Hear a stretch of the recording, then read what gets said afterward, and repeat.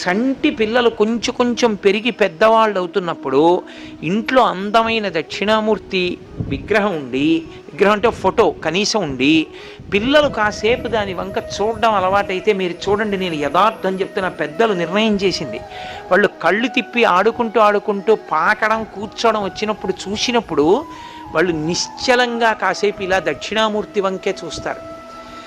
పిల్లలు చిన్నతనంలో దక్షిణామూర్తి వంక అలా ఎదురుగుండా కూర్చుని చూస్తే 2 ఫలితాలు వస్తాయి. అపమృత్యు దోషం పోతుంది, సరస్వతి కటాక్షం కలుగుతుంది. అందుకే అసలు ఇంట దక్షిణామూర్తి ఫోటో లేని ఇల్లు ఉండరాదు. అంత మంగళప్రదమూర్తి ఎవరు అంటే దక్షిణామూర్తియే.